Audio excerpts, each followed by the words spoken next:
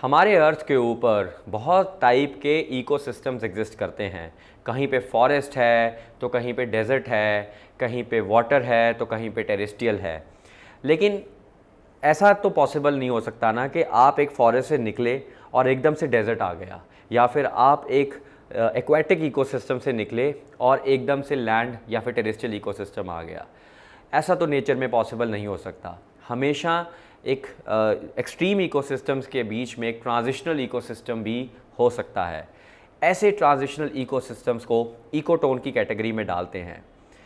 तो आज हम इस कॉन्सेप्ट्स इन जनरल स्टडीज़ और एनवायरमेंटल सेक्शन के अंदर एक बहुत ही इंटरेस्टिंग कॉन्सेप्ट करेंगे इकोटोन्स के बारे में। आप देख रहे हैं ड्रीम आईएएस चैनल। मेरा नाम है Maninder and I am Punjab PCS rank 36। ये सीरीज़ जो है आपके एग्ज़ाम्स, चाहे वो गवर्नमेंट एग्ज़ाम्स हैं या फिर आपके जो यूपीएससी के या पीसीएस के एग्ज़ाम्स हैं, उनके लिए बहुत हेल्प करेगी।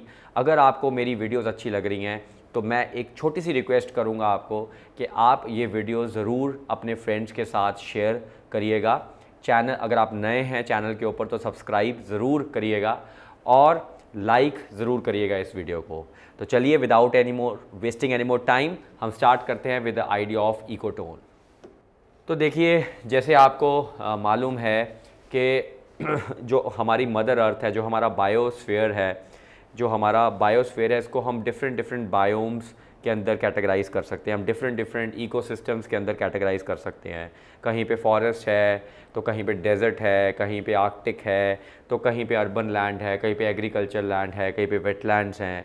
तो हमारा ये जो मदर अर्थ है, इसको हम into different categories of biomes में डिवाइड कर सकते हैं। ये बायोस्फीयर को डिवाइड कर सकते हैं। तो सपोज़ करो कि मैं अगर एक जगह पे फॉरेस्ट बनाता हूँ यहाँ पे, तो लेट्स से एक फॉरेस्ट बायोम की मैं बात करता हूँ, तो फॉरेस्ट बायोम और एक डेजर्ट बायोम की बात करता हूँ, तो दोनों में डिफरेंस ये है कि फॉरेस्ट बायोम के अंदर बहुत ज़्यादा हमारे पास मॉइस्चर रहता है, यानी कि मॉइस्चर बहुत ज़्यादा रहता है, पानी बहुत ज़्यादा रहता है, इस वजह से ग्रीनरी ज़्यादा होती है as compare to desert biome जहाँ पे हमारे पास एरिड कंडीशंस होती हैं। तो ये दोनों बायोम्स के अंदर अडेप्टेबिलिटी डिफरेंट है, डिफरेंट ऑर्गेनिजम्स आपको मिलते हैं। यहाँ पे डिफरेंट फ्लोरा फोना मिलेगा, यहाँ पे डिफरेंट फ्लोरा फोना मिलेगा।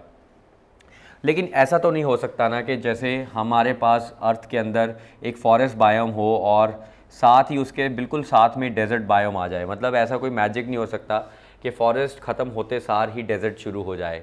There will be a transitional biosphere, there will be a transitional ecosystems, there will be a transitional biomes जो फॉरेस्ट और डेजर्ट के बीच में होंगे। ऐसे ट्रांजिशनल बायोम्स और ऐसे ट्रांजिशनल इकोसिस्टम्स जो फॉरेस्ट और डेजर्ट के बीच में होते हैं, जो ट्रांजिशन को डिफ़ाइन करते हैं, इनको हम बोलते हैं इकोटोन्स। तो ecotones are basically the transitional biomes, यानी कि ये वो इकोसिस्टम्स हैं, ये वो बायोस्फीयर के पार्ट हैं जो फॉरेस्ट से डेजर्ट की ट्रांजिशन को डिफ़ाइन करते हैं, चेंज को डिफ़ाइन करते हैं। क्योंकि आपको पता है कि ये नेचुरली पॉसिबल नहीं है कि आप फॉरेस्ट से निकले और एकदम से डेजर्ट में चले गए।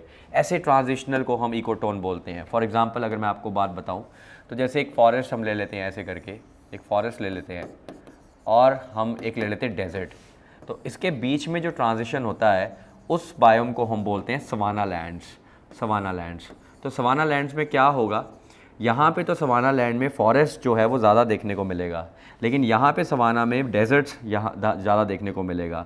और इस टाइम इस पर्टिकुलर रीजन के अंदर धीरे धीरे करके फॉरेस्ट जो है वो कम होता जाएगा और डेजर्ट लाइक कंडीशंस जो हैं वो बढ़ती जाएंगी। और इस रीजन के अंदर हमें बोथ फॉरेस्ट और डेजर्ट लाइक कंडीशंस देखने को मिलेंगी। तो इस एरिया को हम बोलते हैं ecotone. Ecotone is a transition zone between two ecosystems. Simple में, eco zone is a transition zone between two ecosystems. For example forest में होगा क्या, बहुत बड़े हमारे पास ट्री देखने को मिलेंगे, काफ़ी बड़े हमारे पास ट्रीज़ देखने को मिलेंगे। लेकिन डेजर्ट के अंदर हमारे पास हर्ब्स या फिर श्रब्स या फिर कैक्टस जैसे प्लांट्स जो हमारे वो होते हैं वो देखने को मिलेंगे। तो लेकिन जब हम सवाना में होंगे तो हमें यहाँ पे ना तो ये देखने को मिलेगा ना ये देखने को मिलेगा, हमें इनके बीच में कुछ देखने को मिलेगा जिसको हम ग्रासेस बोल देते हैं, बैम्बू ग्रासेस, यानी कि बड़े बड़े ग्रासेस देखने को मिलेंगे। तो ऐसे ट्रांजिशन जोन्स को हम इको टोन की कैटेगरी में डालते हैं। एक एग्जाम्पल मैं और देता हूँ आपको। फॉर एग्ज़ाम्पल लेट्स से कि ये हमारा कोई कोस्टल एरिया है। तो ये जब कोस्टल एरिया है तो इधर हमारे पास वाटर है और इधर हमारे पास लैंड है। तो यहाँ पे एक्वेटिक इकोसिस्टम होगा और यहाँ पे हमारे पास जो है टेरेस्ट्रियल इकोसिस्टम होगा। तो यहाँ पे हमारे पास एक्वेटिक इकोसिस्टम होगा क्योंकि यहाँ पे पानी है, और यहाँ पे ज़मीन की वजह से हमारे पास टेरेस्ट्रियल इकोसिस्टम होगा।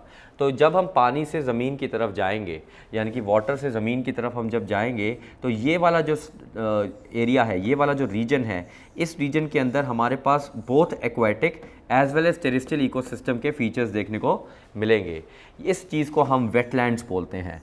वेटलैंड्स वो एरियाज़ होते हैं वर्ल्ड के जहाँ पे both terrestrial as well as aquatic ecosystem के फीचर्स देखने को मिलते हैं। ऐसे वेटलैंड्स को भी हम इकोटोन की कैटेगरी में डालते हैं। तो आई होप आपको समझ में आ रहा है कि व्हाट एग्जैक्टली इज़ इकोटोन।